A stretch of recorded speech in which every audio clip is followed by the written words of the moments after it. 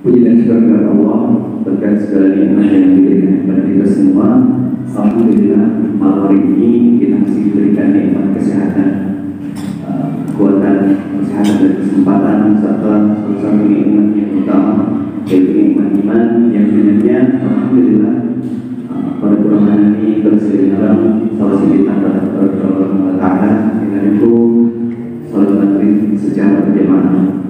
Salam serta salam sebesar-besarnya kepada Rasulullah Muhammad SAW, Nabi yang berkhusus Allah Taala jatuhkan dalam kebinaan malam kue memenuhi dari pemangkatan masa dari dia berada dalam kebinaan kita. Insyaallah kita akan selamat di dunia, begitu juga di kehidupan yang kekal, di kehidupan akhirat.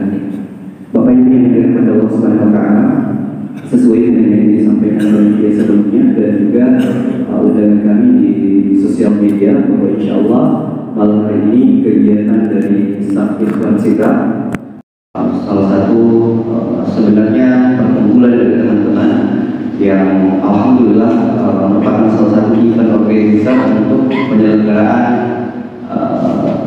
acara-acara seperti ini, jadi acara-acara keagamaan seperti ini. Dan alhamdulillah dari Masjid Nurul Jibal Pinang telah memberikan kesempatan kepada kami untuk malam hari ini hadir di masjid kita ini, yaitu bersama Ustaz kita Ustaz Hasbi Hadir Zina. Insyaallah beliau merupakan alumni satu Universitas Qasim. Jadi alhamdulillah beliau telah hadir di masjid kita ini. Jadi ada tema kita malam hari ini adalah karena musibah dan ujian membuat aku kembali kepada Allah Subhanahu Wa Taala. Jadi untuk mempergunakan waktu sebaik mungkin, kami persilakan langsung kepada Ustaz untuk membawakan tausiahnya. Kepada Ustaz sebagai kepada masyhur masyhur.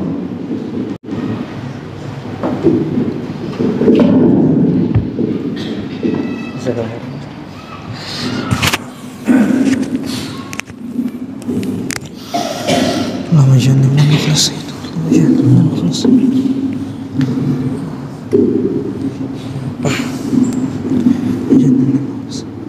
Ya, jazakallah. Nama jannah.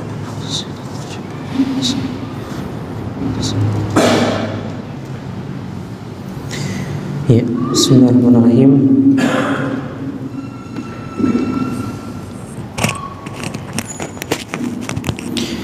Assalamualaikum warahmatullahi wabarakatuh. Ya. Alhamdulillahirabbil alamin. Wabihi nasta'inu ala umuri dunya wad din. Wassalatu wassalamu ala asyrafil anbiya'i wal mursalin nabiyina Muhammadin wa ala alihi wa sahbihi wa man tabi'ahum bi ihsanin ila yaumiddin. Allahumma salli wa sallim ala nabiyyina Muhammad wa ala alihi wa sahbihi wa man tabi'ahum bi ihsanin ila yaumiddin. Amma ba'd. Bapak-bapak, ibu-ibu sidang jamaah salat maghrib yang dimuliakan oleh Allah, pertama-tama kembali kita bersyukur kepada Allah Subhanahu Wa Taala. Pada malam hari ini Allah Subhanahu Wa Taala masih memberikan kita umur yang panjang, kesehatan, ditambah lagi iman, sehingga kita masih bisa berkumpul di rumah Allah Subhanahu Wa Taala ini untuk bersama-sama melaksanakan kewajiban kita, yaitu salat maghrib secara berjamaah. Salam dan salawat mari kita kirimkan terus kepada Nabi kita Muhammad sallallahu alaihi wasallam, Nabi yang menjadi teladan kita, contoh di dalam kehidupan kita, dan kita berharap semoga Allah Subhanahu wa taala mengumpulkan kita dengan beliau sallallahu alaihi wasallam di dalam surganya nanti. Amin ya rabbal alamin. Ya, pertama-tama kami berterima kasih kepada jamaah Masjid Nurul Jibal Penanung yang memberikan kami kesempatan untuk memberikan sedikit tausiah, ya, pengajian pada malam hari ini, ya, terkhusus saudara-saudara kami ikhwah saf yang terus tidak bosan-bosannya untuk, ya, menjadi penyambung kebaikan di malam hari ini. dan kami doakan semoga Allah Subhanahu wa taala membalas kebaikan saudara-saudara kita dengan sebaik-baik balasan. Amin ya rabbal alamin. Bapak-bapak dan ibu-ibu yang dimuliakan oleh Allah Subhanahu wa taala, kehidupan dunia ini tidak selamanya kita senang terus. Ya, tidak selamanya kita bahagia terus, tertawa terus. Ya, ada saatnya dan ada masanya kita diuji oleh Allah Subhanahu wa taala berupa musibah dan hal-hal yang tidak diinginkan. Ya, dan itu sudah tabiat dan itu sudah asal muasal, ya. Asal dari kehidupan dunia ini bahwasanya dia adalah darul bala, tempat manusia diuji oleh Allah Subhanahu wa taala. Ya. Makanya Bapak Ibu sekalian, tidak selamanya orang itu hidupnya ya senang terus. Ya. Tidak selamanya dia tertawa terus. Ada saatnya dia menangis, ada saatnya dia sedih. Ya, oleh sebab itu ini yang harus kita pahami bahwasanya hakikat daripada kehidupan dunia ini adalah darul bala, tempat orang diuji, tempat orang mendapatkan kesusahan. Dan memang itu Allah sudah sebutkan di dalam Al-Quran, laqad khalaqnal insana fi kabad. Sesungguhnya kami telah menciptakan manusia dalam keadaan susah payah. Iya, pasti itu. Dan itu merupakan sunnatullah, ya, sunnah dari Allah Subhanahu wa taala, bahwasanya kita suatu saat pasti akan mendapatkan sesuatu yang tidak kita inginkan. Ya. Namun orang berbeda-beda dalam masalah ini, Bapak dan Ibu-ibu sekalian. Ya, ada yang menghadapi masalah ini dengan bersabar, dan itulah sifat orang-orang beriman. Ya, tidak berkeluh kesah, tidak cepat mengadu kepada manusia. Ya. Tapi dia selalu yakin bahwasanya ini semua yang saya alami semuanya sudah dicatat.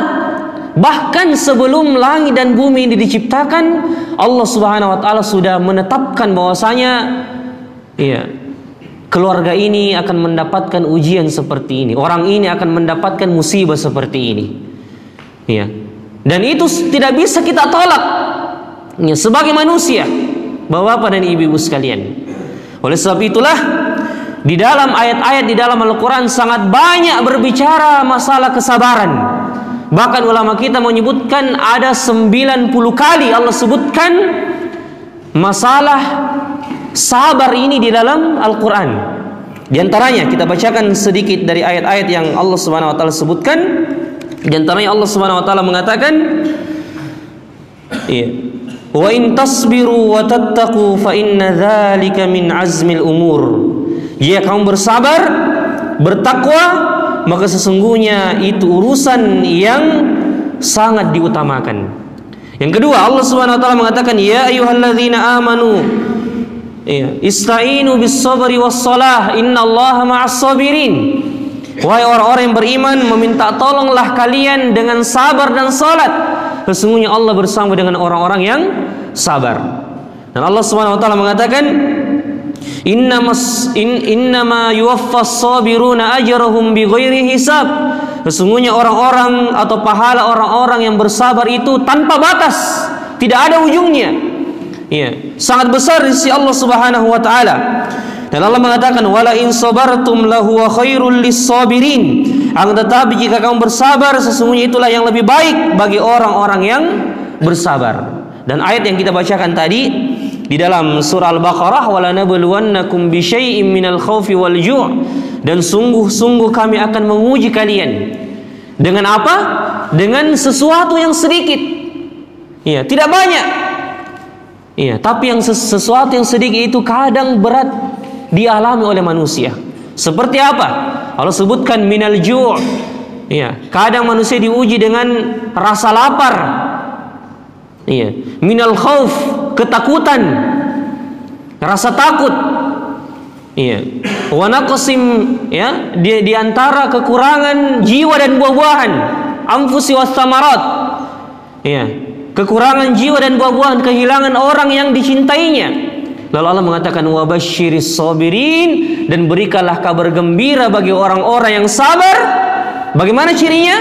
Alladzina idza asabathum musibah qalu inna lillahi wa inna ilaihi rajiun. Mereka yang ketika mendapatkan musibah, mereka akan mengatakan sesungguhnya kami milik Allah dan akan kembali kepada Allah Subhanahu wa taala. Apa ganjarannya? Apa balasannya? Ulaika alaihim shalawatum mir rabbihim wa rahmah wa ulaika humul muhtadun. Mereka itulah orang-orang yang mendapatkan salawat dari Allah.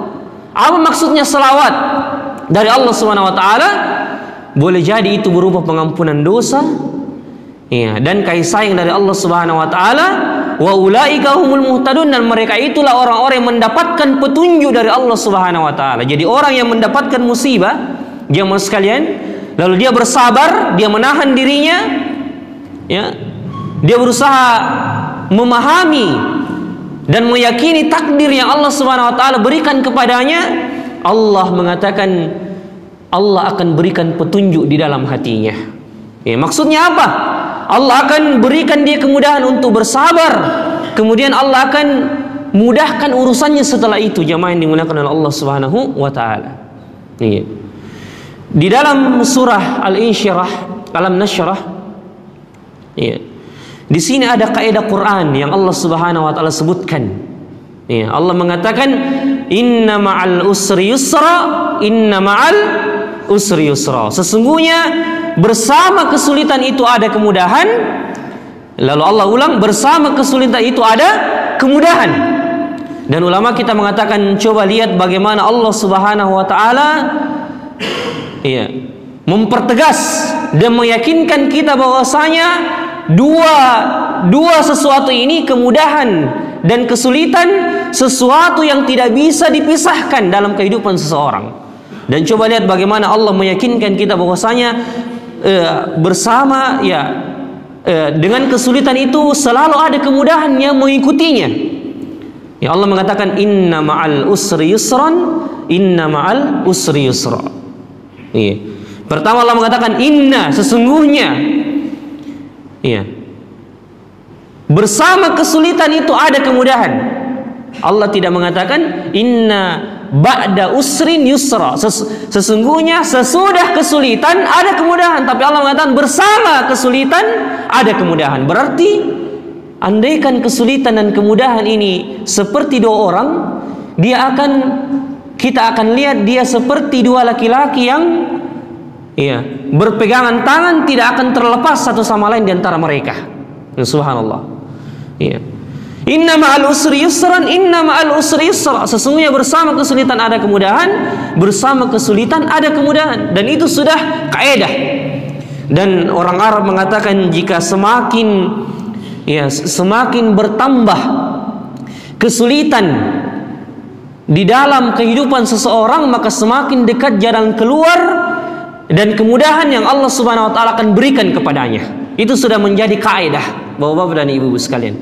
Semakin seorang itu pusing dalam menghadapi masalah, semakin dia bertambah kesulitannya, bertambah masalahnya, dan dia tidak tahu bagaimana lagi jalan keluarnya ini, ya, maka disitulah Allah akan memberikan kemudahan yang tidak akan dia sangka-sangka datang kemudahan itu baginya di dalam kehidupannya.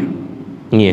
Maka jemaah sekalian yang dimuliakan oleh Allah Subhanahu wa taala, Nabi kita Muhammad sallallahu alaihi wasallam mengatakan, ya, ma min musibatin tusibul muslima illa kaffarallahu azza wa jalla biha an. Tidaklah suatu musibah menimpa seorang muslim kecuali Allah akan menghapuskan semua kesalahannya karena musibah yang menimpanya. Hatta syaukati yushakuha, sampai duri yang menusuk kakinya, Allah jadikan penghapus dosa kalau dia bersabar menghadapi musibah tersebut. Ya.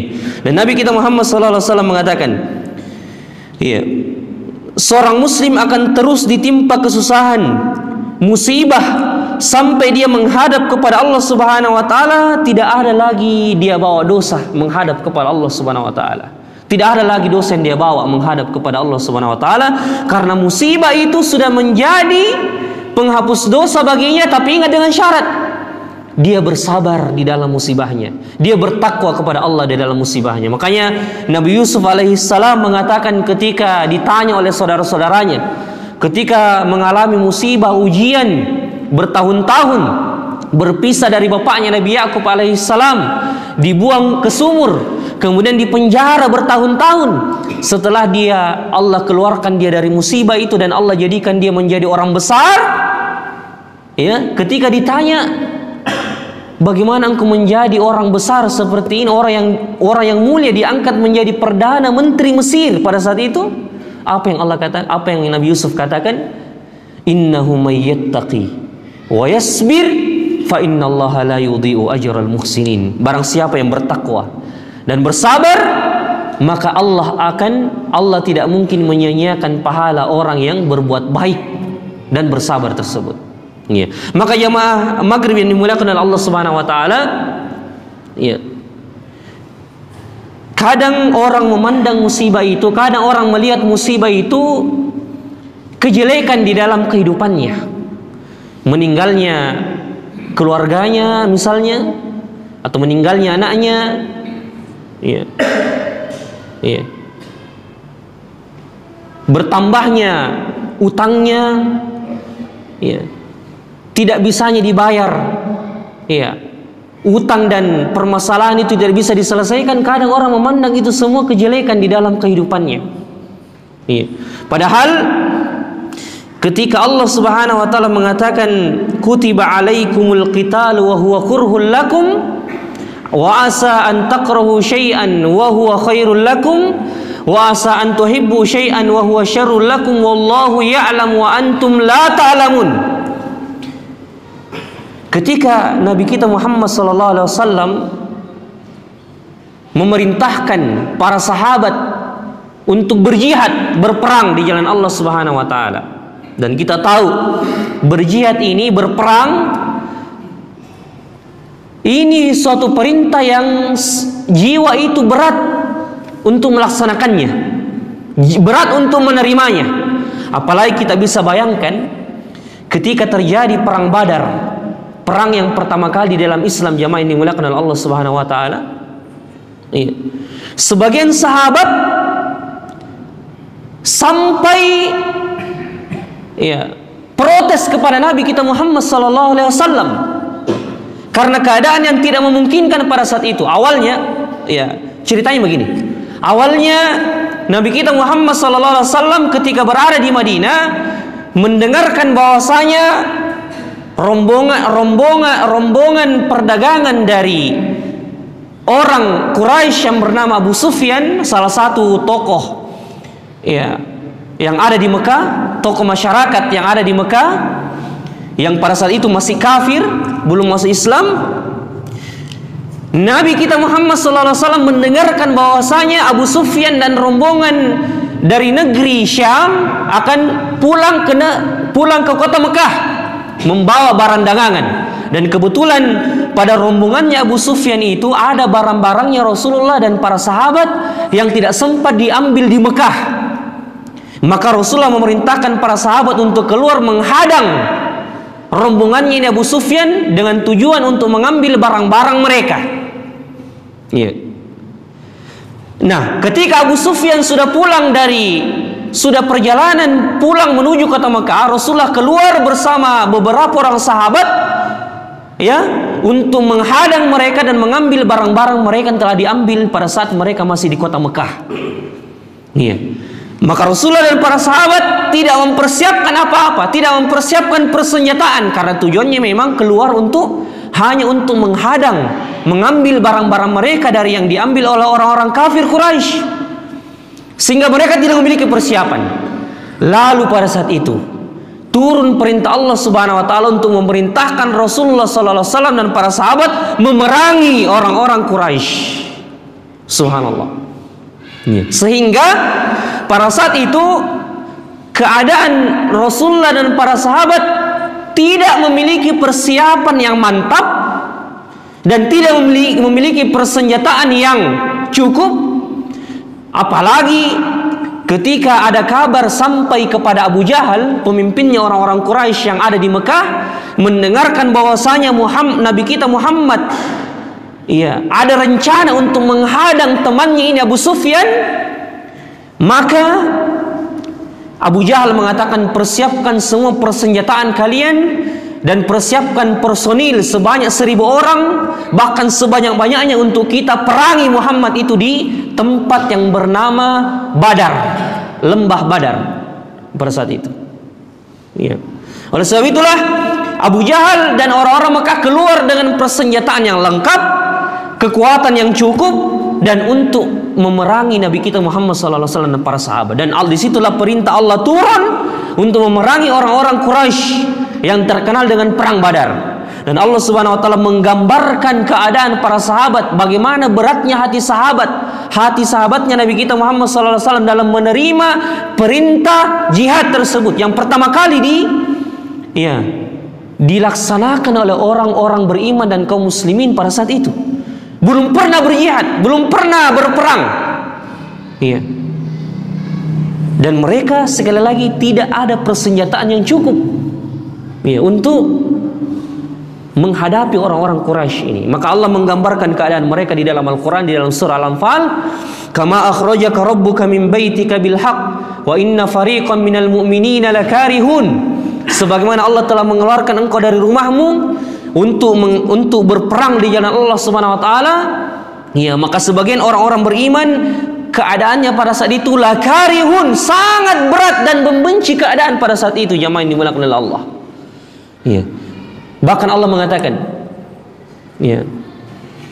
yujadilunaka fil haqqi ba'da ma tabayyana lahumul haqq, tabayyana anna lahumul haqq. Yujadilunaka fil haqqi ba'da ma tabayyana. Mereka mendebatmu wahai Muhammad, mereka memprotes kepadamu bahwasanya ya Rasulullah, kita ini keluar dengan tujuan hanya menghadang, mengambil barang-barang kita yang ada pada rombongan Abu Sufyan. Lalu kenapa kita harus diperintahkan untuk berperang? Maka Allah mengatakan, ka'annama yusakuna ilal mauti wa hum yanzurun. Seakan-akan keadaan mereka pada saat itu diseret menuju kepada kematian. Seakan-akan kematian itu sudah ada di depan mata mereka. Maka sebagian mereka merasa berat, memprotes, bahkan ketika perintah berperang itu sudah jelas datang dari Allah dan Rasulullah sudah menyampaikan kita akan keluar berperang menghadapi orang-orang Quraisy, rombongannya Abu Jahal, sahabat seakan-akan tidak bisa menerima keadaan itu, karena seakan-akan mereka dibawa untuk dibunuh. Karena mereka pada saat itu kurang lebih hanya 300 orang, dan orang-orang Quraisy, orang-orang Mekah lengkap dengan persenjataan datang sebanyak 1000 orang. Sampai-sampai Nabi di malam perang Badar tersebut berdoa sampai waktu subuh. Nabi tidak tidur. Pada saat itu Nabi tidak tidur. Tapi para sahabat Allah, dan ini diantara rahmat Allah kepada para sahabat, Allah jadikan semua sahabat Nabi itu mengantuk di malam perang Badar itu. Kemudian turun hujan karena sebagian diantara mereka junub, dalam keadaan tidak suci. Maka Allah turunkan hujan dan Allah jadikan mereka mengantuk supaya mereka siap di pagi harinya untuk menghadapi orang-orang Quraisy dalam keadaan badannya segar dan kuat. Tapi Rasulullah SAW tidak tidur pada malam hari itu, berdoa terus kepada Allah Subhanahu wa taala, sampai-sampai Nabi berdoa seperti ini, ya Allah, jika sekiranya rombongan orang-orang beriman dikalahkan pada perang Badar ini, engkau tidak akan disembah di permukaan bumi ini. Sampai-sampai doa Nabi seperti itu. Dan apa maksudnya doa Nabi ini? Artinya Nabi sangat berharap kepada Allah agar Allah memenangkan, menjadikan golongan orang-orang beriman itu menang pada saat perang Badar. Dan Allah mengatakan, kam min fi'atin qalilatin ghalabat fi'atan katsiratan biiznillah. Betapa banyak golongan yang sedikit itu mengalahkan golongan yang banyak atas izin Allah Subhanahu wa taala. Maka terbukti ketika para sahabat awalnya dalam keadaan terpaksa, tapi dia diyakinkan oleh Nabi bahwasanya ini merupakan kebaikan. Dan boleh jadi, makanya Allah mengatakan di ayat tentang jihad tadi, ayat tentang perintah jihad, wa asa an takrahu syai'an wa huwa khairul lakum, boleh jadi engkau membenci sesuatu namun itu baik bagimu. Wa asa an tuhibbu syai'an wa huwa syarrul lakum, tapi boleh jadi engkau sangat mencintai, sangat menginginkan sesuatu, mau sekali kita punyai itu sesuatu, mau sekali kita kalau terlaksana itu sesuatu yang sudah kita rencanakan, tapi Allah tidak kasih jadi, karena Allah mengatakan wa asa an tuhibbu syai'an wa huwa syarrul lakum, boleh jadi kamu sangat menginginkan sesuatu tapi itu buruk bagimu. Lalu Allah mengatakan wallahu ya'lamu wa antum la ta'lamun, Allah Maha mengetahui dan kalian tidak mengetahui. Ya. Maka terbukti ketika para sahabat awalnya berat menghadapi perang Badar tersebut, tapi ketika mereka akhirnya pasrah kepada Allah, menyerahkan urusan mereka kepada Allah, Allah turunkan pertolongan mereka pada saat perang Badar. Allah turunkan malaikat, bahkan beribu-ribu malaikat turun dari langit untuk membantu mereka memerangi orang-orang kafir. Bahkan digambarkan pada saat perang Badar tersebut, sebagian sahabat melihat kepalanya orang-orang kafir itu terlepas, padahal pedang mereka belum jatuh di leher orang-orang kafir itu. Kepalanya sudah terlepas, baru diangkat pedangnya seperti ini, kepalanya sudah terlepas. Kenapa? Karena Allah menurunkan malaikat, pertolongan Allah pada hari perang Badar tersebut. Karena apa? Allah ingin meyakinkan para sahabat bahwasanya keadaan yang awalnya kalian sangat benci ini merupakan kebaikan bagi kalian. Makanya di akhir halaman pertama dari surah Al-Anfal, ketika Allah bercerita masalah perang Badar, Allah mengatakan liyuhiqqal haqqa wa yubtilal batil walau karihal mujrimun. Allah di antara tujuan Allah kasih mengeluarkan kalian dari rumah kalian untuk menghadapi orang-orang kafir, padahal jumlah kalian sedikit, hanya 300 orang menghadapi 1000 pasukan orang-orang kafir. Dengan tujuan apa? Liyuhiqqal haqqa wa yubtilal batila walau karihal mujrimun. Karena Allah ingin menghancurkan kebatilan dan Allah ingin memenangkan yang namanya kebenaran dan memperlihatkan yang namanya kebenaran, dan Allah ingin menghancurkan orang-orang kafir sampai pada akar-akarnya. Terbukti pada saat perang Badar, semua pemimpin orang-orang kafir, diantaranya Abu Jahal, mati pada saat perang Badar tersebut. Inilah yang Allah katakan. Wa asa an takrahu syai'an wa huwa khairul lakum, boleh jadi kalian membenci sesuatu padahal itu baik bagimu. Pada Allah Subhanahu wa taala, tadinya para sahabat sangat membenci keadaan itu, tapi Allah memenangkan mereka. Bukan hanya mereka mendapatkan kemenangan dan mereka melihat mati banyaknya orang-orang kafir yang mati pada saat itu, dan para sahabat tidak hanya mendapatkan kemenangan tapi juga mendapatkan harta. Mereka sudah diselamatkan dari kematian, ditambah lagi Allah kasih harta kepada mereka, ghanimah, harta rampasan perang. Subhanallah. Ditambah lagi orang-orang kafir yang selalu mengganggu mereka,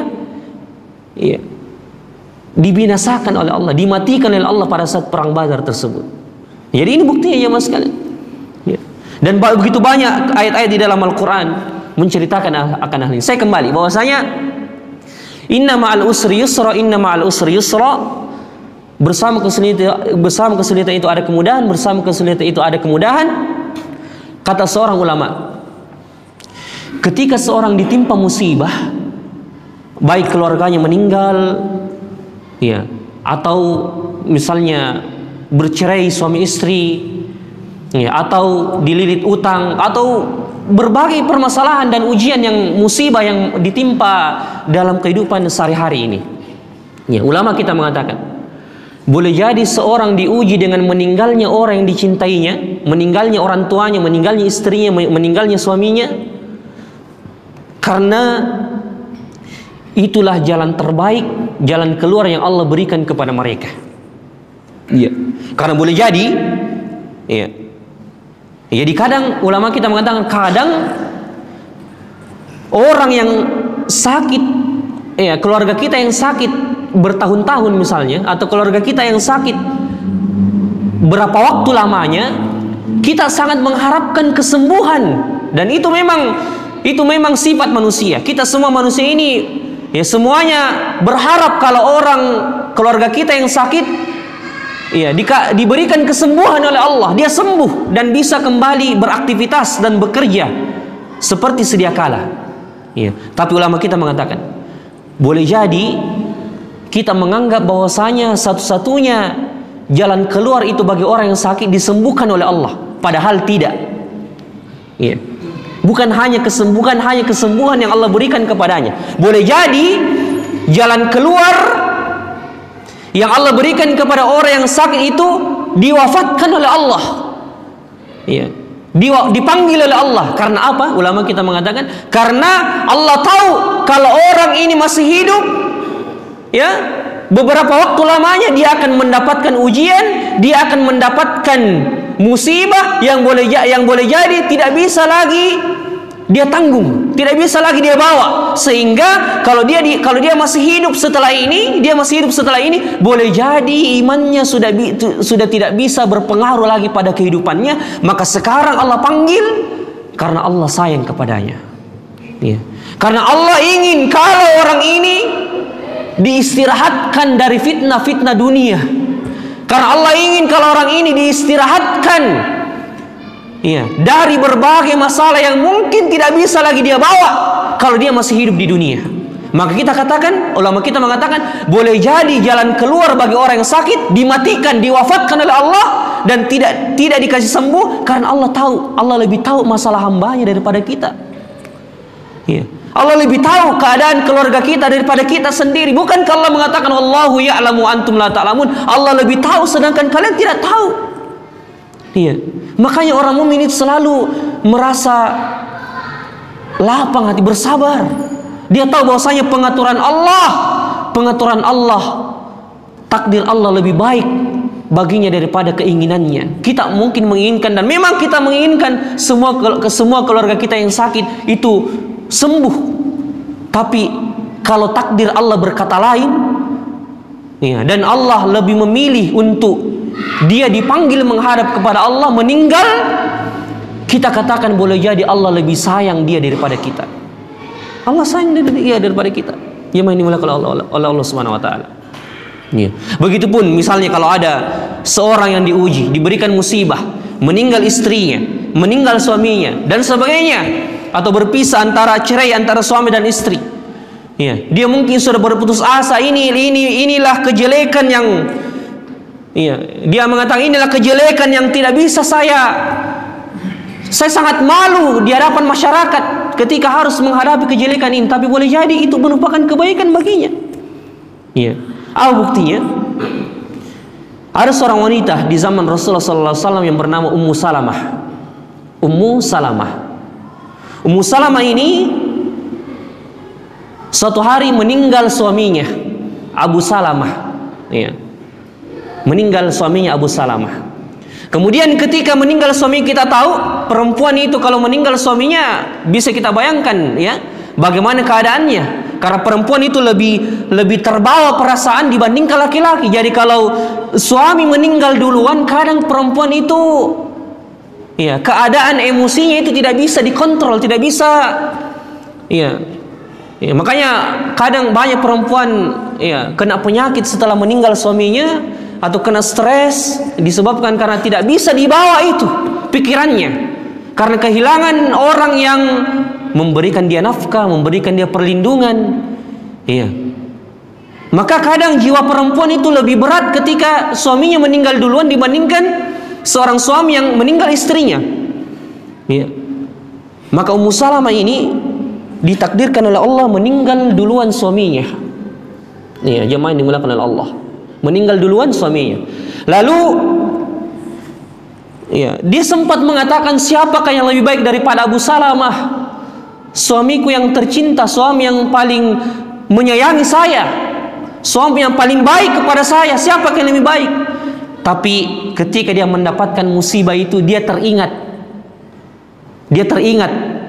sabda Nabi SAW yang mengatakan, barang siapa yang ditimpa musibah, barang siapa yang ditimpa musibah, lalu dia mengatakan ketika mendapatkan musibah itu, Allahumma ajirni fi musibati wakhlufni khairum min, ya Allah,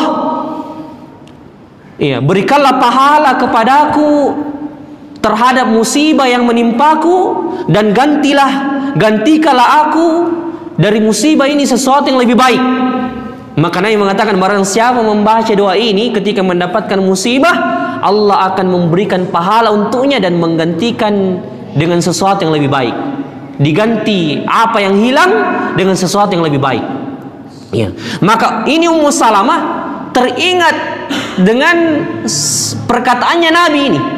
Siapa yang mendapatkan musibah lalu berdoa, Allahumma ajirni fi musibati, ya Allah berikanlah pahala dari musibah yang saya dapatkan, dan gantikanlah ya bagi diriku sesuatu yang lebih baik. Maka Ummu Salamah mengucapkan doa tersebut dan yakin bahwasanya Allah akan menggantikan sesuatu yang lebih baik daripada musibah yang menimpaku ini. Dan dia yakini itu, Allah pasti memberikan saya balasan kalau saya bersabar terhadap musibah ini, dan saya mengharapkan ganti yang lebih baik di sisi Allah Subhanahu wa taala.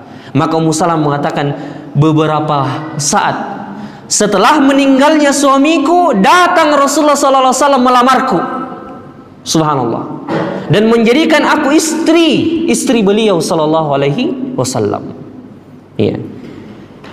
Dan siapa yang lebih baik? Apakah Abu Salamah atau Rasulullah sallallahu alaihi wasallam? Rasulullah sallallahu alaihi wasallam. Iya. Maka Ummu Salamah mengatakan, fa'abdalani Allahu khairan min, maka betul-betul Allah menggantikan sesuatu yang lebih baik untukku, Rasulullah sallallahu alaihi wasallam. Iya, subhanallah. Maka ini bukti ya mas sekalian. Cuma kita kadang ya memang fitrah jiwa kita manusia memang pasti itu, semua manusia tanpa terkecuali membenci yang namanya musibah. Itu memang fitrah dari Allah. Memang begitu kita diciptakan. Jiwa kita itu pasti membenci yang namanya musibah dan kejelekan. Tapi disitulah dilihat iman kita, bagaimana kita mengontrol ini hawa nafsu kita sehingga kita bisa bersabar dan kita yakin bahwasanya apa yang Allah berikan kepada kita itu lebih baik di sisi Allah Subhanahu wa taala. Maka inilah yang Allah Subhanahu wa taala akan berikan kepada kita balasannya di dunia sebelum di akhirat. Iya. Dan ulama kita mengatakan, ada orang soleh terdahulu mengatakan, kadang kalau saya mendapatkan musibah, kadang kalau saya mendapatkan sesuatu yang tidak saya sukai, musibah itu, kadang saya tidak mau kalau musibah itu langsung pergi. Iya. Artinya saya tidak mau, seakan-akan saya tidak mau langsung kalau musibah itu selesai dan diberikan jalan keluar. Kenapa? Karena orang soleh ini mengatakan, ketika saya mendapatkan musibah, kadang ibadah saya terasa nikmat. Iya, berdoa saya lebih terasa. Iya, dan kadang saya mendekatkan diri kepada Allah, kadang subhanallah, kadang saya tidak dapatkan ketika saya tidak dapatkan kenikmatan dalam beribadah kecuali saya mendapatkan musibah tersebut. Maka kadang muncul di dalam hati saya mengatakan, iya, kalau bisa musibah ini tidak langsung selesai, permasalahan ini tidak langsung selesai, karena saya mendapatkan kenikmatan dalam bermunajat, kenikmatan dalam berdoa kepada Allah Subhanahu wa taala yang saya tidak dapatkan ketika saya tidak mendapatkan musibah. Ini jemaah yang dimuliakan oleh Allah. Iya. Maka inilah hikmah terbesar ketika orang mendapatkan musibah atau sesuatu yang tidak dia sukai atau masalah yang di dalam kehidupannya. Kadang orang ketika mendapatkan musibah lalu mendekatkan diri kepada Allah, beribadah kepada Allah, kadang nikmat sekali dia rasakan beribadah kepada Allah yang dia tidak dapatkan kecuali dia tidak mendapatkan kenikmatan beribadah tadi kecuali ada musibah yang menimpanya. Iya. Dan itulah sesuatu yang paling berharga dalam kehidupan seorang mukmin. Ketika dia merasakan kenikmatan dalam beribadah, kenikmatan dalam berdoa. Iya, dia merasakan enaknya itu berdoa dan meminta kepada Allah. Ketika ada musibah, ada jalan keluar. Makanya jamaah sekalian, kita berprasangka baik kepada Allah. Boleh jadi Allah tidak langsung memberikan apa yang kita minta. Boleh jadi Allah tidak menyelesaikan masalah kita langsung, karena Allah ingin melihat kita berlama-lama di hadapannya. Iya. Allah ingin, Allah rindu, Allah ingin, Allah suka kalau kita menangis di hadapannya meminta seperti anak kecil meminta kepada bapaknya. Iya. Allah suka melihat keadaan kita seperti itu. Makanya Allah kadang menunda. Allah tidak langsung berikan jalan keluar. Allah tidak langsung selesaikan masalahnya karena Allah suka. Karena Allah rindu. Allah senang melihat hamba itu dekat kepada Allah Subhanahu wa taala ketika berdoa meminta penyelesaian masalah itu kepada Allah. Iya. Maka kita berprasangka baik kepada Allah. Iya. Kita berprasangka baik kepada Allah bahwasanya iya, ketika kita mendapatkan masalah, ketika kita mendapatkan musibah, iya, lama musibah itu menimpa kita, sakit bertahun-tahun, iya, anak kita tidak selesai masalahnya, tidak selesai sakitnya, iya, bertahun-tahun, tapi mungkin disitulah nikmatnya beribadah kita rasakan kepada Allah Subhanahu wa taala. Jemaah yang dimuliakan Allah. Ya, maka ya, sifat seorang mukmin dalam, makanya Nabi kita Muhammad SAW mengatakan ajaban li amril mu'min. Sungguh menakjubkan urusan orang beriman itu. Sangat menakjubkan ketika mendapatkan sesuatu yang dicintai, ketika mendapatkan sesuatu yang diharapkan, dia bersyukur kepada Allah. Fakana khairullah, dan itu kebaikan baginya. Wa in asabathu dharra, adapun jika dia mendapatkan kesusahan, dia bersabar dan itu juga baik baginya, dan itu tidak didapatkan kecuali pada orang-orang yang beriman. Ya, keadaan itu tidak bisa didapatkan kecuali pada diri orang-orang yang beriman. Jadi sekali lagi Bapak-bapak dan Ibu-ibu sekalian, musibah yang Allah berikan kepada kita, masalah yang Allah berikan kepada kita, ya, kesulitan yang kita rasakan dalam kehidupan dunia ini, ya, itu semua ujian dari Allah. Bagaimana agar kita kembali kepada Allah? Ya, jangan kalau kita mendapatkan musibah semakin kita jauh dari Allah. Ini musibah di atas musibah. Musibah di atas musibah. Kalau kita mendapatkan ya masalah, semakin kita jauh dari Allah. Ya, keluarga yang sakit justru datang ke dukun misalnya. Ya. Ada musibah, sawahnya tidak ada yang bisa dipanen. Ya, tidak ada yang bisa diambil dari sawahnya. Ya, dia potong sapi untuk diberikan kepada penjaganya itu sawah. Ya, seperti itu. Padahal yang memberikan manfaat, memberikan rezeki Allah Subhanahu wa taala. Makanya Allah mengatakan, "Faqultu astaghfiru rabbakum innahu kana ghaffara." Beristighfarlah kalian kepada Allah, meminta ampunlah kepada Allah. Allah sangat Maha Pengampun lagi Maha Penyayang. Apa balasannya? Yursilis sama alaikum midarara. Allah akan mengirimkan hujan bagi kalian. Wa yumdidukum bi amwalin wa banin, dan memberikan kalian memperbanyak harta dan keturunan kalian. Maka kalau kita mau banyak harta, mau banyak anak, perbanyak istighfar. Perbanyak istighfar. Karena ini ayat Al-Qur'an yang berbicara. Ayat Al-Qur'an yang sudah menyebutkan kalau kita beristighfar, ya, Allah akan turunkan hujan, memperbanyak anak, memperbanyak harta. Itu janji dari Allah. Kita harus yakini jamaah sekalian. Itu janji dari Allah di dalam Al-Quran, dan bukan saya yang katakan, bukan saya yang berbicara, tapi Allah sendiri yang sampaikan di dalam Al-Quran bahwasanya jalan keluar dari masalah kalau kita ingin mendapatkan anak. Orang yang sudah lama menikah belum punya anak, perbanyak istighfar. Ya. Orang yang kalau kita lihat ya lagi susah, ya lagi sedikit pembeli, perbanyak istighfar. Karena boleh jadi ya yang menyebabkan rezeki kita terhalang itu dosa-dosa kita. Dosa-dosa kita. Ya.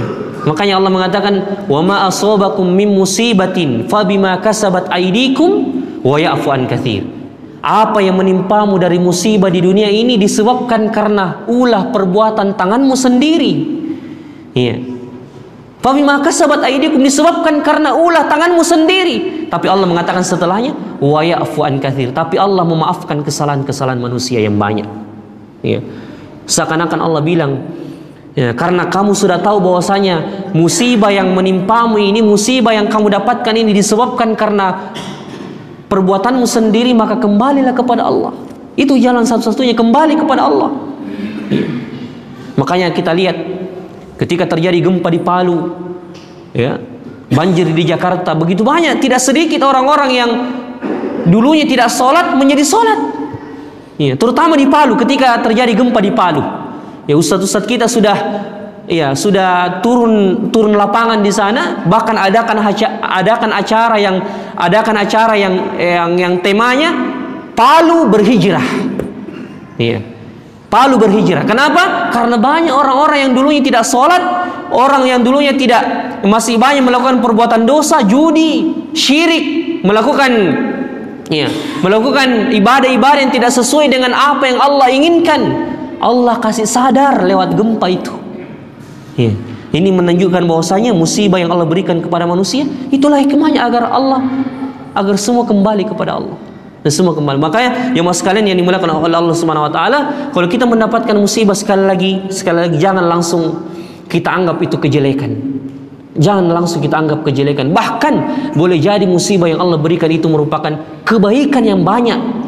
Iya, ada kebaikan yang banyak di situ yang boleh jadi pertama menjadi penghapus dosa, yang kedua akan Allah gantikan dari musibah itu sesuatu yang lebih baik dari apa yang kita harapkan.